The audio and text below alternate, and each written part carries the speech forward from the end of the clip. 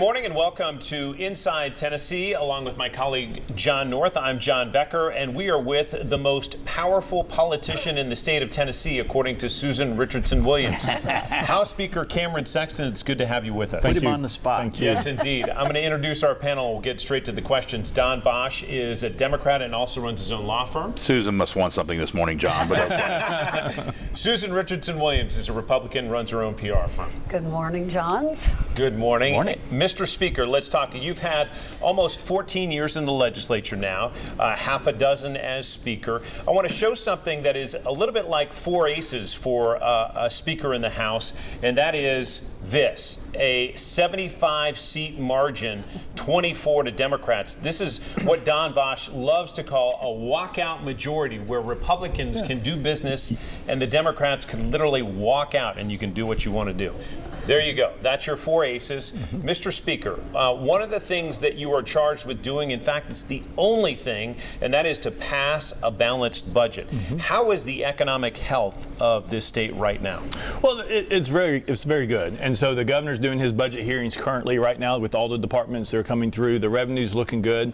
We're still, I think, growing to 3 or 4%, somewhere in there. The nice thing is we spent a lot of one-time money, a lot of revenue is one-time money and not recurring. And so with the F&E tax and other things that we did last year, a lot of that money's coming back because you have to file by February or March of this year. So we'll have a better idea how much money's left. And so it will help us with Upper East Tennessee with the disaster up there and maybe some other projects we want to do. We'll get to some questions about that. One of the first bills that will be considered is the voucher bill, expanding the ability to use public money for private education. This is a priority for Governor Bill Lee. It was last session. It didn't happen.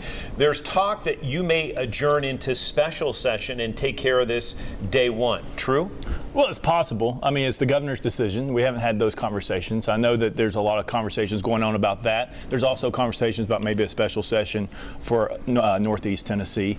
There's some things that statute-wise we may need to do to help them out through this period of time, especially with the property taxes being due locally. There needs to be some maybe some relief there to help them get through this time. So there may be a special session. It may just be, though, for the flooding. We don't know, but we'll see what happens. When will we know that? Well, you have to give a couple weeks notice. So if the governor's going to do it at some point in January, you would have to know sometime in December. Last question from me. Do you think school vouchers will pass in an expanded form this session? I'm hopeful it will. Look, I think the bill's a little bit different than last year. I think there's some caveats in it that makes it more interesting for the local school systems. But the crux of it is if you are in a failing school and you're a low-income to middle-income person and you can't afford to send your child somewhere else, why should you not have the same opportunity as someone who's wealthy to do the same right now? It would allow them that capability. Whether or not they want to use it's up to them. But all of a sudden, I think parents are now realizing that maybe I want to have an opportunity if I need it. One of the hurdles the first time the voucher bill came down the road was so the rural lawmakers, concerns amongst the rural constituencies about what they would lose if that were to pass. Do you feel better about being able to bring those lawmakers into the fold? Well, this bill has a floor in it, and so that's the unique part that's different. And so what we have said is if you're in the school system and you have disenrollment for any reason, whether it's someone going to homeschool or another public school or just leaving the county and going somewhere else, and your enrollment goes down, then you get the same amount that you did the previous year, so you're hold harmless for that period of time, and it goes on indefinitely. We assume that we're going to increase population because we're doing so well, so many people want to move to Tennessee, but that floor kind of changes the argument in the rural school system where they say, well, if I lose 20 kids, that's detrimental to me. The flooring will protect them in the future. And just to follow up to what you just said, just to make sure I heard correctly, and I don't want to put words in your mouth, I heard you say the word indefinitely, so it wouldn't just be like a sunset, it would just... It would be reevaluated every year. So if you lost 20 students this next year, you would get the funding for that. Next year, if you grew 40, then you get it at that number. And the next year, if you drop 10 students, then you get, the previous year. And so it's a moving target, but you're never going to get less than what you got the year before. What I will say is that's what we have the locals to do with their education funding. They can't cut education funding. We're just holding ourselves to the same level that we're asking them to do. But that's what you're doing today or suggesting today. That we know can change, whether in 2 years the legislature may feel differently about it and change that formula, correct? Well, it could. We could sell the Capitol too, but we're not going to do it. Well, but it is possible that you could change your mind. Somebody could pass a law to change it. But so let me ask two things. I want to see if you commit to that because I heard them as you were describing it. You're committed to keeping this only for low and middle wage earners, not high earners, anybody that wants to take the money out and go to a private school. You're committed to that formula? I think what we're committed, if you look in the bill, there's parameters, and we're still looking at that. I think if you're asking us where we might end up, right now it starts off with low-income individuals. Then we're looking at maybe adding to where it's kids who are in public schools right now. And then at that point, after that, if there's still scholarships remaining, then it would be universal regardless of income. And the second thing you said, for low-performing schools, I'm paraphrasing, but for schools that are underachieving, it would only be eligible for students that are in those schools that have been designated as poor performance? No, but it would be for all that's schools. what I just heard you no, say. what I said is if you were trapped, why would you not allow the parent? I didn't say that the bill did that.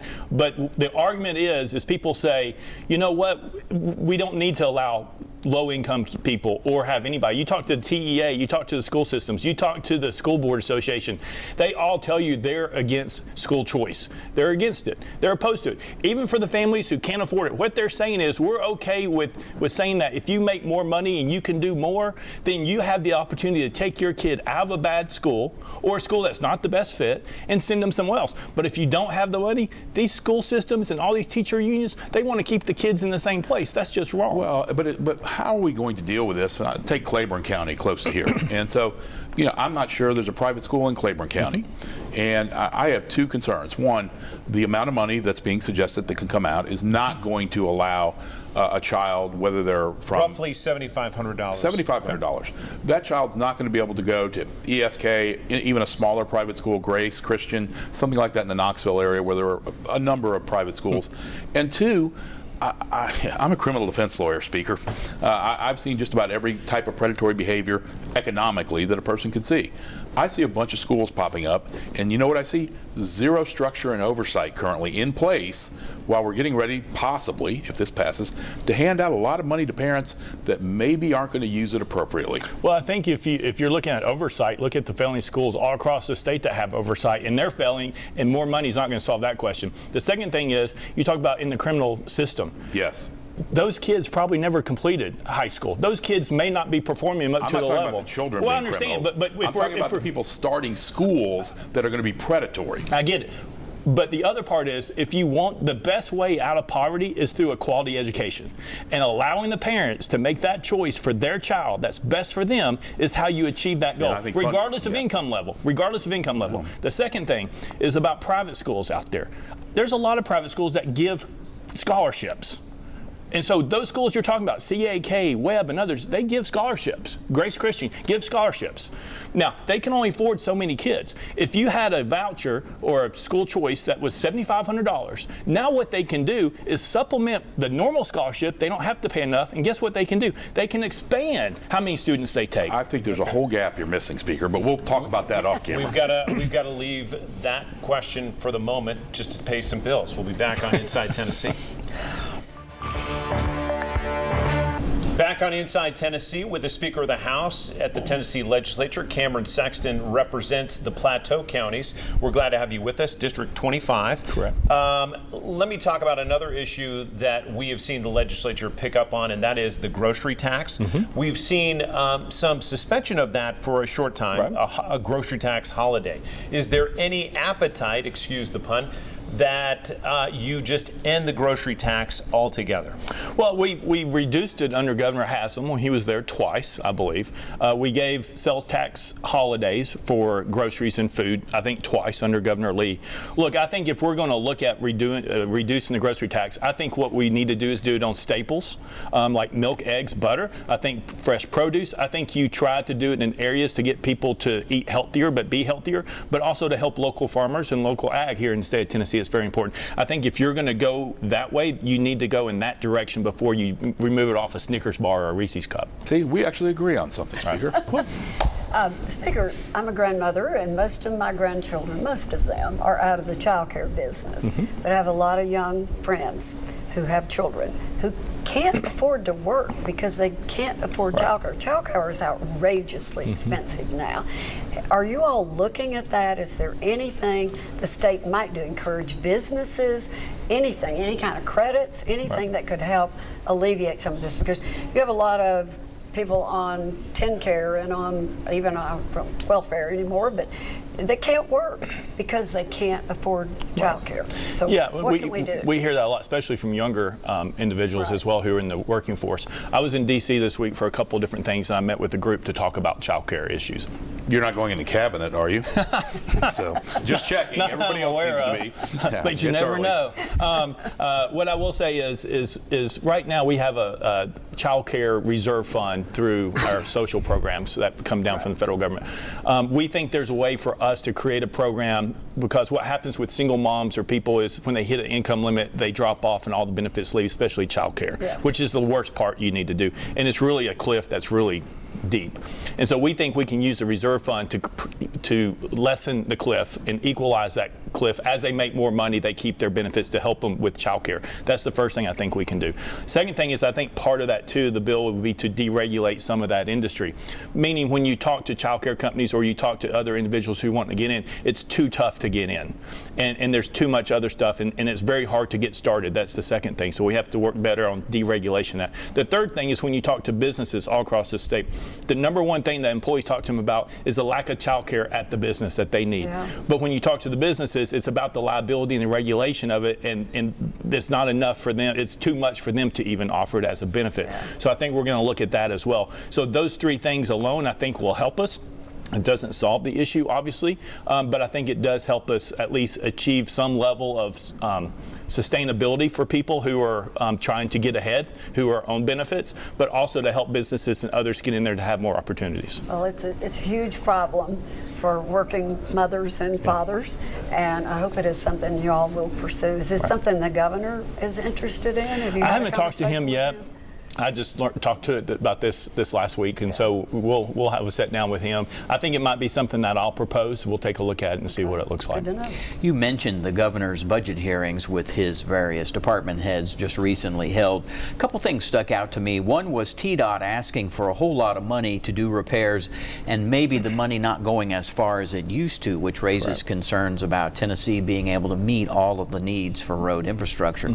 And the other is the Department of Correction, which obviously has been criticized for how it's running its shop these days, and there was money requested for that. Just your thoughts on both of those requests and what sympathy might be in the House to help out. Well, I don't think there's an appetite for General Assembly to bond roads at all, and so I think that goes off the table. I think a couple years ago, when Governor Haslam was looking at increase the gas tax, there was another proposal that would put the sales tax from purchasing the cars and so forth into the road fund. I think we need to revisit that and give us a stabilization aspect. I think it will help. If we need to help locals as well as the state with some money to get them along to start doing some stuff, we need to do that. We've done a lot of road projects in our state, bridges for the most part as well. There's a lot of money in Northeast Tennessee that's going to need to be had for roads. Does that change the equation now, though, with the weather disaster and with the hurricane? I mean, it does a little bit. The nice thing is FEMA's doing a 100% match, and so the first $100 million was for the locals to get that money to start pulling down. So we'll have to see what it looks like after everything comes in, but we're willing to do that. On the Department of Corrections, what I will say is I would like to go in a little bit of a different direction. What I would like to do is build a new prison, but not a medium or maximum security prison. I like to build one for the red line date. So when you're in prison, you know that you're going to be released in X number within the last 18 months or 2 years. I like to build a prison that's a work release prison, where when you move the individuals there, you know they're leaving, and we give them the vocational skill in there, or a GED or associate's degree or a college degree, and then when they get that degree or that skill, then we get them employed in the community, and they go work in the day and they come back. They can build up income, they're making money, and so when they leave, not only do they have money, a bank account, they might have transportation, they probably will have housing, they'll have other stuff, and you know what happens to recidivism at that point? It goes way down. And so that would empty up the other prisons, and so it's a constant movement, so you don't have to build a new maximum security prison, but it's a way to house the population, but also knowing the things that make them successful on the outside is the things that we need to provide. Which the vast majority, just for our viewers, the vast majority of people in prison will get out at some point. Right. 95% of the people will get out. So I think that's a spectacular idea, and I've heard this proposed before ad nauseum, frankly, and I'm really glad that you are a speaker and with the gravitas that you will have. but nobody's ever had an appetite for that in the legislature. Do you think that exists there today? We're getting there. We're getting there. Look, It's a long road, and I appreciate it, but I can't imagine. Well, it is. I mean, look, we're going to have to build new prisons. Yes. So what are we going to build? And so a medium one is going to go to a private company that's going to profit off of prisoners? Well, no, because if you change the direction, look, the bad thing about government is you do the same thing over and over and over again, getting the same results, and at the end you say, man, why am I getting the same results? Somebody has to think outside the box, and I think we will. I just question whether your colleagues will go along. Well, at the House we'll get there. I can't speak for the Senate. We got to take another break. We'll be back right after this on Inside Tennessee. Back with the Speaker of the House in the Tennessee Legislature, Cameron Sexton. Mr. Speaker, always good to have you. Thank you for making time for us. There's always chatter before the legislative session about how many bills each member will be able to propose. We've heard talk that you'll limit it to 10. Is that true? That's my goal.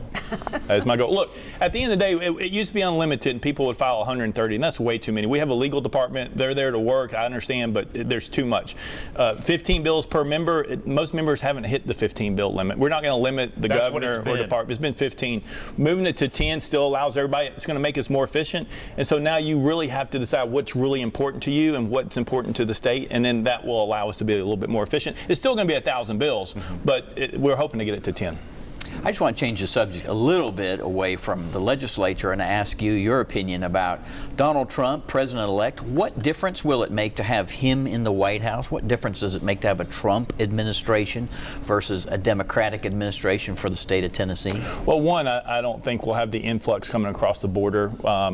Crime-wise, criminal-wise, the Venezuela gang and other things coming across. So it will stop that. And so that will help our state, that will help other states, that will help the Northeast, that will help the blue states as well. I think that's important. I think it will help us with the economy, is my opinion. I think it will help us lower inflation and hopefully make things more affordable. I think the interesting part about what he will do is, imagine if you were president for 4 years and you never held political office, and you go in and you're listening to everybody's telling you need to hire all these people. And then when you leave, you're like, I should have done it differently. Right. I think. Do you think he's doing it right now? I'm not saying he's doing it right, but he's doing it the way that based on the knowledge he has and what he wants to do, he's going to do it. Whether that's right or wrong, but I think it's a different philosophy.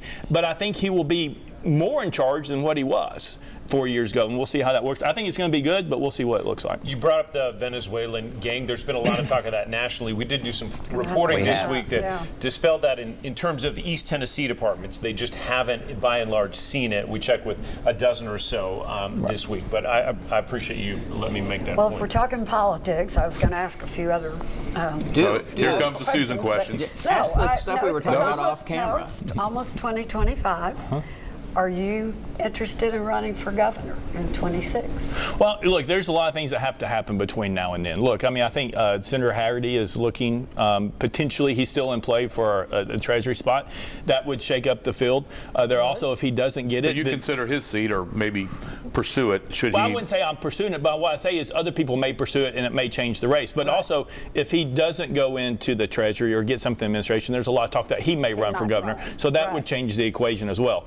And so, look, I'm still young. I got plenty of time. I'm happy where I'm at. I think I'm making a difference. I appreciate what you're saying. I appreciate what you're saying, Susan. But look, I think right here, right now, I can make a difference. You know, on the prison system and mental health, we talked about that off camera, and the other things. I think there's a lot of things that we can do that we can get bipartisan support around, and I think that's really what we need at this point. Well, let's talk a little bit about that. Obviously, there's been some contention between you and some of the Democrats, particularly we look here with you and Representative Gloria Johnson, and had difficulties.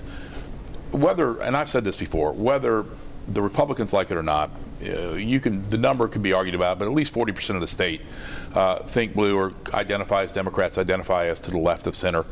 How do you effectively at least hear them and make them feel like they're part of the process? Because the polarization that's happened in Nashville has completely disheartened and disenfranchised the left of our state, which is a big part of it. We're not an 80-20 state, okay, like it or not. But how do you try to bring things together and say, hey, listen, some of the things that the left is saying, they're good and we need to consider those? Well, I think one is I've worked really well with Mayor O'Connell in Nashville, and Mayor Young and Mayor Strickland in Memphis, and we've done a lot of things to help those communities. It doesn't matter that they're blue cities. We do a lot of things. We have disagreements sometimes. We had disagreements with Mayor Cooper, but we haven't with Mayor O'Connell. I just had lunch with him last week, and we sat down and talked about things. I meet with Mayor Young all the time. So there is a lot of conversations. We're not leaving anybody behind. We're trying to do our best. We need to have every part of our state thriving economy and having safe streets and safe communities. That's what our goal is.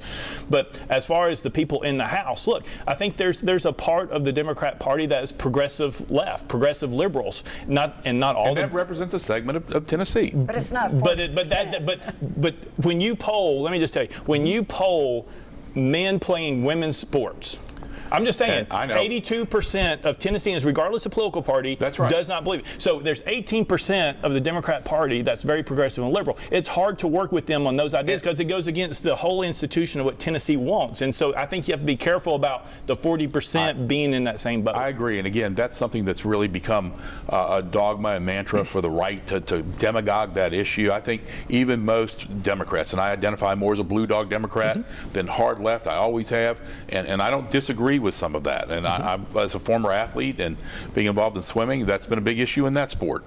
But we got to get away from that.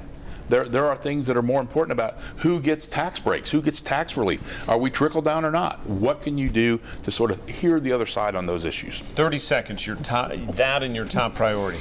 Well, look, I mean, if they have a good idea, we'll talk to them. It's some of them do, some of them are just way out there, and there's just things that Tennesseans aren't going to do, and so you couch it that way. Not every Republican idea is great. We don't pass every Republican bill either. We don't pass every Democrat bill, and so there is a lot of give and take. But the thing is, at the end of the day, you have to have decorum and respect for your colleagues and for the institution that you're in. If you don't have it, you're not going to be effective. Both sides, that's first. We hold our people accountable in the Republican Party. You can go back and look when I've been Speaker. We hold them accountable for when they're breaking out. The Democrat caucus does not. What I'm looking forward to this next session is I'm hoping to get school choice. I'm hoping to work on the prisons. I'm working on some criminal stuff. I'm hoping to do other things. Look, there's an opportunity maybe with the Medicaid program if Dr. Oz is wanting to do something and President Trump is maybe setting up a health savings account for the working people who are uninsured. Not a full-blown expansion, but maybe something that would help. A health savings account they would never allow us to do. There's an opportunity if President Trump's willing that we could set something up that would be very beneficial for everybody, but would be different than what anybody else offered. That's all we're asking for in a lot of stuff. Mr. Speaker, we appreciate the time, and we'll check in with you throughout the session. Thank you. Yes. Thank you. We'll be back on Inside Tennessee with the Talk Around right after this. Back with our Talk Around. John, you said we learned some things from the Speaker. Yeah, you know, we've had him on before, and sometimes I think the conversation's been more a battle of sort of the culture wars and finger pointing. This one, you go back and listen to this, there were a lot of points I think that he made that were significant that stick out to me. One, talking about prisons and his interest in opening a prison, which would be kind of the place where you get ready, prepped for freedom. Off camera, you all didn't hear this, but we were talking about a mental health facility.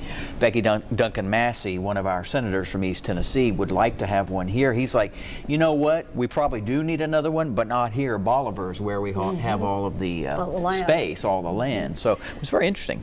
Yeah, I like his ideas about child care. Is something I think every young woman and young families have concerns about. No doubt about it. Yeah, I hope they'll look at that carefully, and Medicaid expansion, maybe health savings account. I mean, we did actually learn a lot about what might be coming up in this session. I'm not sure that anything he said, well, I actually agree with some of it, that his party that he controls, as you so aptly point out, in a supermajority, will ever have the stomach, the desire. This is an unrepresented constituency that he's talking about trying to do things for. I commend him for it. It'll never see the light of day. Quickly, will school vouchers pass in some form or fashion this session done? Very limited if they do, and I do not believe they will. I think it's been dead on arrival for 3 years. I don't think it changes. I think it has a shot this time. And why do you say that, Susan? Just because I think they're looking at it differently from a different perspective than what they've looked in the past. Some of the limits, the income limits, and a few more guardrails that they have up. And he, Speaker Sexton, waffled on the entirety of who would be eligible and who wouldn't be eligible. He started out saying low and middle income, failing schools, and then it shifted. That was initially. The discussion continues.